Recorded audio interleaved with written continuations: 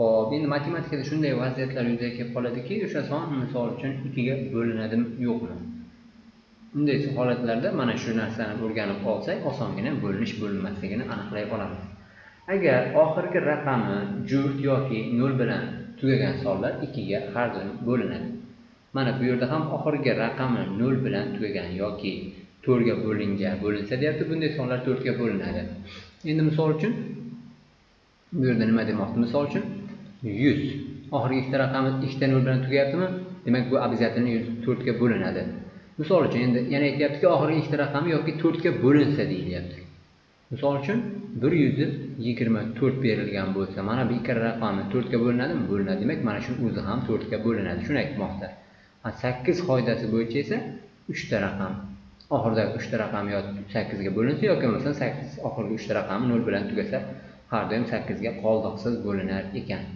Xo'p, 5 ga bo'linish alomati oxirgi raqami 0 yoki 5 bilan tugagan son 5 ga har doim bo'linadi. Ya'ni misol 100 bo'lsa, har doim u 5 ga qoldiqsiz bo'linadi. 105 ham albatta qoldiqsiz bo'linadi.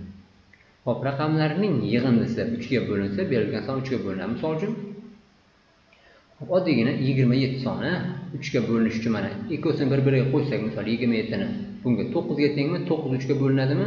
Demak, mana buni o'zi ham 3 ga bo'linadi. Xuddi ana shu narsani aytib o'tmoqda bu yerda. Xo'p, raqamlarning yig'indisi 9 ga ham xuddi shunday holat. Misol uchun 81 berilgan bo'lsa, bilamizki bu 9 ga bo'linadi. Endi 8 ni 1 ga qo'shsak nechiga teng? 9 ga teng. 9 9 ga qoldiqsiz bo'linadi. Demak, mana bu ham qoldiqsiz bo'linadi 9 ga. Ana shuni aytib o'tmoqda. Xo'p, aytayaptiki, mana bu yerda mana bu 7-holatda. Xo'p, misol uchun agar deyapti, sonlarning juft o'rinda turgan raqamlarning yig'indisi bilan toq o'rinda turgan raqamlarning yig'indisining ayirmasi 11 ga bo'linsa deyapti. Bunday sonlar 11 ga bo'linadi, qoldiqsiz degan so'zni qo'shib ketish kerak edi. Xo'p, endi misol uchun xo'p, 1 5 62, ya'ni 1562 soni 11 ga qoldiqsiz bo'linishini men bilaman. Endi buni isbotlaymiz. Shunday aytmoqdaki, juft o'rinda turganlar qanday qilib aniqlaymiz desangiz, ularga raqam son berasizlar. 1 2 3 4. Endi qarang, juft o'rinda qaysi turibdi ekan? 5 turibdi ekan, 2 turibdi ekan. 5 ga 2 ni qo'shsak 7 ga teng. 7 dan ayir ekanmi? Endi toq o'rinda turganlar. Toq o'rinda necha turibdi? 1 6. Qo'shsam 7. Ayirsam nechiga teng? 0 ga teng. 0 11 ga bilasizlarki qoldiqsiz bo'linadi. Demak, mana shu sonning o'zi ham 11 ga qoldiqsiz bo'linar ekan. Shu narsani aytib o'tmoqda. Xo'p, demak, endi asosan misol yechishni boshlaymiz. Xo'p, demak, birinchi misolimizda aytilyaptiki, mana shu son deyapti, quyidagi sonlarning qaysi biriga qoldiqsiz bo'linadi? Oxiriga e'tibor beringlar, 16 bilan tugayapti. Oxirgi ikkita raqam 4 ga bo'linsa, berilgan son 4 ga qoldiqsiz bo'linadi. Demak, C javob bo'lar ekan. Tamom. Xo'p, bu yerda aytyaptiki, ikkinchi sonda n raqamining qanday qiymatlarida deyapti. Mana bu son 3 ga qoldiqsiz bo'linadi. 3 ga bo'linish alomatini eslaylik. Nima edi? Raqamlarning yig'indisi 3 ga bo'linsa, berilgan son 3 ga bo'linadi. Demak, ana shu usulni qo'llaymiz. Xo'p, 6 ga qo'shamiz 1 ni, qo'shamiz unga 3 ni, qo'shamiz unga 4 ni va oxiri n ni qo'shib qo'yamiz. Mana shuni yig'indisini hisoblaylik dastlab. Bunga buni qo'shsak, xo'p, 7, buni qo'shsak 10, buni qo'shsak 14. Demak, 14 plus n ekan. Endi mana shu yerda sonlarning o'rniga mana buni o'rniga qo'yib qo'shsam, mana shuni o'rniga qo'yib turib qo'shsam, hop, 3 ga bo'linish chiqish uchun nima qilishim kerak? Misol uchun A javobni bersam bu yerda, hop, n raqamining qanday qiymatlarida deyapti ekan. 1 da bo'linadimi? 15 bo'ladi, bo'linadi. Endi bu javobni belgilash shoshilmayman-da, chunki mana bu yerda y da aytyapti 1 4 7 deb qo'ygan javobi ham bor-da. Hop, n ning o'rniga 1 bersam bajardi. N ning o'rniga 4 bersamchi? Nima necha bo'lib qoladi? 18 bo'lib qoladi. Mana 4 bersam.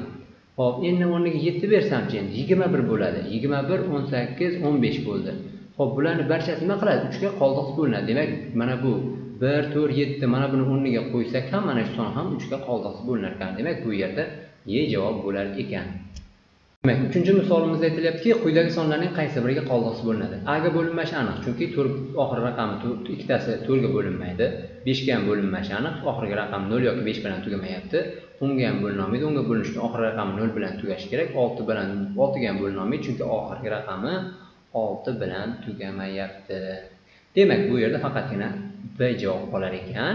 Endi buni isbotlab qo'yishimiz kerak. B ga, ya'ni 9 ga bo'linish alomatiga ko'ra nima edi? Raqamlarning yig'indisi 9 ga bo'linsa, berilgan son 9 ga bo'linardi. Demak, ana shu usulni qo'llaymiz. Demak, 1 plus 4 plus 1 plus 5 plus 8 plus 2 plus 6 plus 3 plus 7. Demak, marchasini qo'shib chiqamiz. Buni bunga qo'shsak 10, buni qo'shsak 16, buni qo'shsak 18, buni qo'shsak 26, buni qo'shsak 31, buni qo'shsak 32, buni qo'shsak 36. Demak, 36 ga tengmi? 36 bilasizlarki 9 ga qoldiqsiz bo'linadi. Demak, mana shu son ham 9 ga qoldiqsiz bo'linar ekan. Xo'p, demak 4-misolimizda endi raqamning qanday qiymatlarida mana shu soni 9 ga qoldiqsiz bo'linadi. 9 ga qoldiqsiz bo'linish alomatiga ko'ra bularning raqamlarning yig'indisi 9 ga bo'linsa, berilgan son 9 ga bo'linar edi. Xo'p, demak endi raqamlarning yig'indisini topamiz bu yerda. 7 plus 8 plus 5 plus 1 plus 7 deymiz. Qaranglar. Buni bunga qo'ysak 15, buni qo'ysak 20, buni qo'ysak 21. Demak, 21 plus n ekan. Endi n ning o'rniga necha son qo'ysam mana bu 9 ga qoldiqsiz bo'linadi. 2 qo'ysam bo'ladimi? 23 bo'lib qoladi, bo'lmaydi, chiqib ketdi. 4 qo'ysam 25 bo'ladi, bo'lmaydi. 6 bersam 27 bo'ladi, bajariladi. Chunki bu yerda n ning o'rniga 6 bersam bu necha bo'lib qoladi? 27 bo'lib qoladi. 27 9 ga qoldiqsiz bo'linadi. Endi Y javobda 6 ham kiradi, 2 ham kiradi deb qo'yamiz. 2 kirmaydi deyganimiz uchun bu javob ham bo'lmaydi. Demak, bu yerda S javob bo'lar ekan. 6 qo'ysak mana shu qoldiqsiz bo'linar ekan 9 ga. X ning raqamining qanday eng kichik qiymatida deyilyapti. Mana shu soni 3 ga qoldiqsiz bo'linadi. Qaranglar o'zi. Hop, mana bu yig'indi ekan. 147 o'zi 3 ga bo'linadimi qoldiqsiz? Uni aniqlab olishimiz kerak. Uni aniqlash uchun raqamlar yig'indisini topamiz. Bularning raqamlar yig'indisi 1 ni bunga qo'shsak 5, buni qo'shsak 12. Demak, 12 soni bo'linadi. Demak, mana bu sonning o'zi ham 3 ga qoldiqsiz bo'linar ekan. Endi bunga tegmaymizda mana bunga e'tiborni qaratamiz. 3x plus x raqamiga, soniga. Endi bu yerda raqamlar yig'indisini topamiz. 3 plus x plus 2 bo'ladi. Hop, 2 ni 3 ga qo'shsak 5 plus x bo'lib qoladi. Endi x ning o'rniga eng kichik qanday son bersam, bu nima bo'ladi? Albatta 3 ga qoldiqsiz bo'ladi. Eng kichik holatda 0 bersam bo'lmaydi, 5 bo'lib qoladi. Demak, 1 bersam necha bo'lib qoladi bu? 6 bo'ladi. 6 esa qoldiqsiz bo'linadi 3 ga. Demak, Y javob bo'lar ekan. Demak, 6-misolimizda mana shu sonlarning qaysi biri 8 ga qoldiqsiz bo'linadi? Endi 8 ga qoldiqsiz bo'linish uchun oxiriga 3 ta raqam 0 bilan yoki bo'lmasa ana shu oxirgi 3 ta raqam 8 ga qoldiqsiz bo'linsa, berilgan son qoldiqsiz bo'linar edi. Endi misol uchun mana bunda oxirida 144 kelyapti. 144 ni bo'lsak 8 ga necha chiqadi? 18 chiqadi, to'g'rimi? Demak, nima bo'lar ekan bu? Mana shu P soni 8 ga bo'linar ekan. Buni yechim deb olamiz birinchisiga. Hop, endi ikkinchisi holatda 256 bo'ladi. 256 bilamizki 8 ga обязательно qoldiqsiz bo'linadi. Demak, bu yerda Q ham bo'ladi yechim. Hop, bunda 644 soni 8 ga qoldiqsiz bo'linadimi? 644 ni bo'lsak 8 ga 80.5 chiqar ekan. Demak, bu butun son chiqmadimi? Demak, bu yechim bo'lmaydi. Demak, bu yerda faqatgina P Q degan javob bo'lar ekan. Bunday deyilgan javob esa mana P javobda keltirilgan. Hop, endi 7-chisida x raqamining qanday eng kichik, eng katta qiymatida ekan, eng katta deyilyapti. Bu yerda mana shu berilgan son 3 ga qoldiqsiz bo'linadi. Hop, o'zi 147 soni 3 ga qoldiqsiz bo'linadimi? Uni aniqlash uchun raqamlarning yig'indisini topishimiz kerak bo'ladi. Buni bunga qo'ysak 5, buni qo'ysak 12. 12 soni 3 ga qoldiqsiz bo'linadi. Demak, mana berilgan son ham 3 ga qoldiqsiz bo'linar ekan. Endi mana bunisini tekshirishimiz kerak. Hop, 3 plus 2 plus x deymiz. Raqamlar yig'indisini olamiz. Bunga ko'ra 5 plus x bo'lib qoladi. Endi x ning o'rniga eng katta necha son qo'ysam, mana bu 3 ga qoldiqsiz bo'linadi. Hop, 5 bersam 10 bo'lib qoladi, bo'lmaydi. 4 bersam 9 bo'ladi. Hozircha bajariladi, bu turib tursin. Hop, mana 9 bersam 14 bo'lib qoladi, bo'lmaydi. 8 bersam, hop, bunga 3 bo'ladi, 13 bo'lib qoladi, bu ham bo'lmaydi. 7 bersam 12 bo'ladi, 12 da bajariladi. Chunki endi x ning o'rniga 7 bersam, bu 12 chiqadigan bo'lsa, bizdan eng katta qiymatida deyilganligi uchun biz nima qilishimiz kerak bo'ladi bu yerda? Hop, eng katta qiymatini olishimiz kerak. 4 da ham bo'linadi, to'g'ri, lekin mana bu yerda eng katta degan shartni qo'yib qo'yilganligi uchun biz 7 ni olamiz javob deb. Hop, qaranglar, 8-holatda agar deyapti, A soni to'q son bo'lsa deyapti. Quyidagi sonlardan qaysi biri albatta to'q son bo'ladi? Hop, endi qaranglar, A to'q son desa, ixtiyoriy bitta to'q sonni olaverasizlar bu yerda.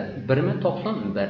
Mana buni o'rniga 1 qo'ysam deb qoladi, 28 bo'lib qoladi. Bu yerda albatta to'q son bo'ladi, bu to'q son chiqmadi. Javob bo'lmaydi demak.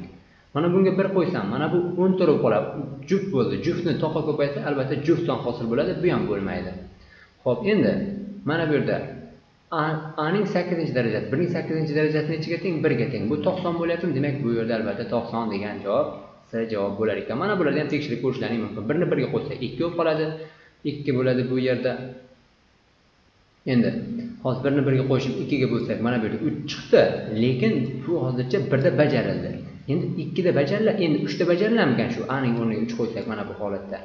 Hop, buni bunga qo'ysak 4, 2 ga bo'lsak 2, juft bo'ldimi? Mana buni bunga qo'ysak 5 bo'ldi. Juftni 5 ga ko'paytsak, albatta nima bo'ladi? Juft son hosil bo'ladi. Demak, bu ham javob bo'lmas ekan. Hop, endi hop, bu yerda mana bu yerda toqni bilasizlar, toqqa qo'ysak albatta juft son hosil bo'ladi. Juft sonni 90 ko'paytsak, baribir juft son hosil bo'ladi. Demak, bu ham bo'lmaydi. Eng to'g'ri javob mana bu bo'ladi. Har qanday toq sonning har qanday darajasi nima bo'ladi? Va 90 bilan bo'lib qoladi. Demak, bu yerda C javob bo'lar ekan.